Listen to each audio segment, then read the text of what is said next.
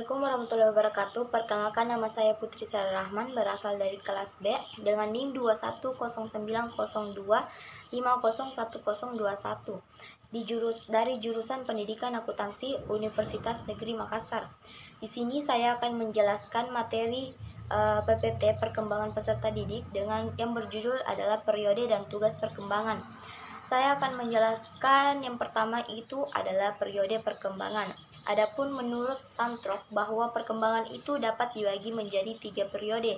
Yang pertama adalah anak, yang kedua remaja, yang ketiga adalah dewasa. Di sini saya akan menjelaskan periode anak terlebih dahulu. Yang pertama adalah periode sebelum kelahiran. Periode ini merupakan masa kehidupan individu yang dimulai dari masa konsepsinya atau pembuahan hingga kelahirannya di dunia. Periode ini dapat dihitung sekitar 9 bulan dalam kandungan ibunya. Yang kedua adalah periode bayi periode bayi ini biasanya dari kelahiran hingga mencapai usia 18 atau 24 bulan. Yang ketiga adalah periode awal anak. Di sini tuh yang dimaksud adalah periode merentang dari akhir masa bayinya hingga usia 5 atau 6 tahun. Periode ini juga kadang-kadang disebut dengan periode tahun-tahun prasekolahnya. Yang keempat adalah periode pertengahan dan akhir anak, yang artinya masa perkembangannya dari usia sekitar 6 hingga 10 ataupun 11 tahun, dan masa ini sering disebut dengan tahun-tahun sekolah dasar.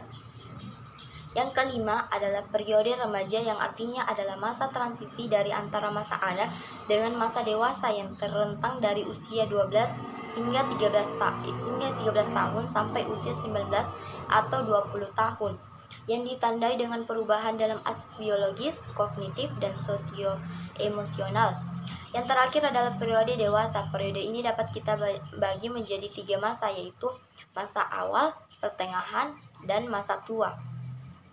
Terus kita lanjut untuk tugas-tugas perkembangan atau developmental tasks. Saya akan menjelaskan terlebih dahulu apa itu pengertian tugas perkembangan menurut Hafiz Horst.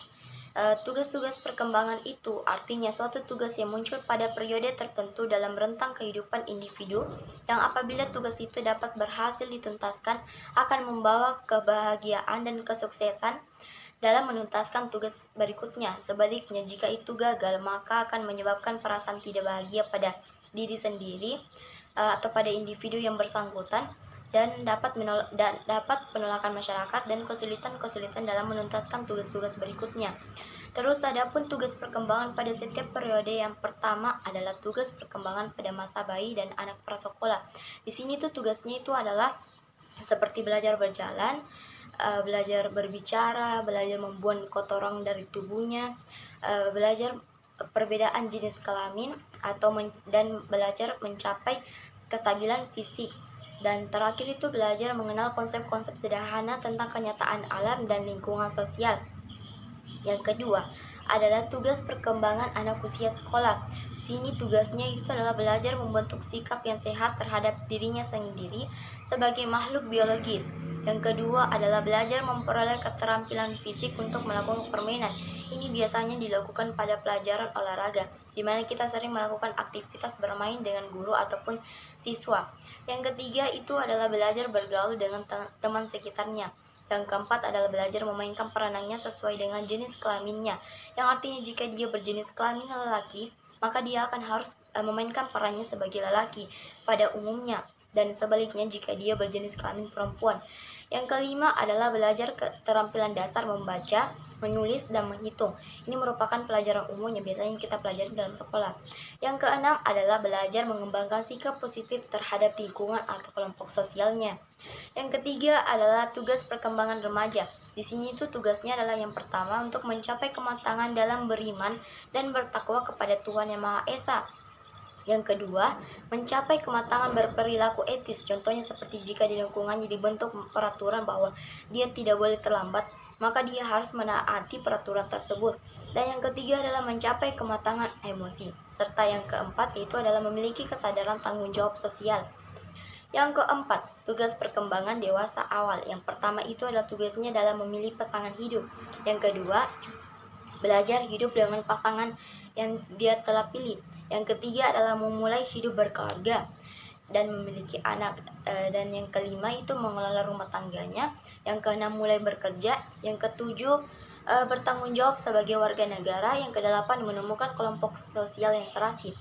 Adapun yang kelima, tugas perkembangan dewasa pertengahan yang pertama adalah membantu remaja belajar ataupun usia yang di bawahnya menjadi orang dewasa yang bertanggung jawab.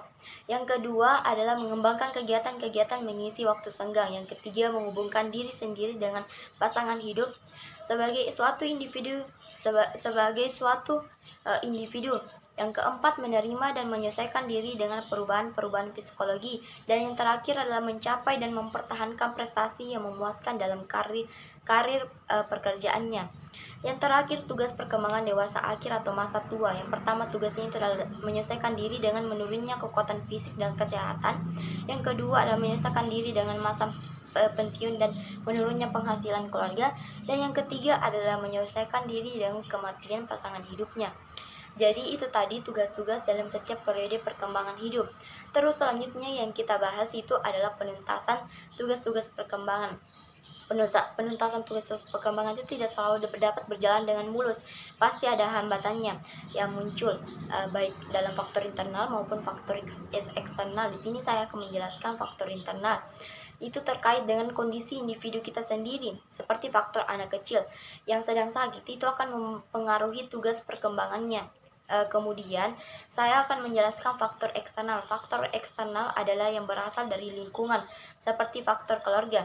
Contohnya itu seperti orang tua yang memperlakukan anaknya secara otoriter, itu akan menghambat perkembangan anaknya.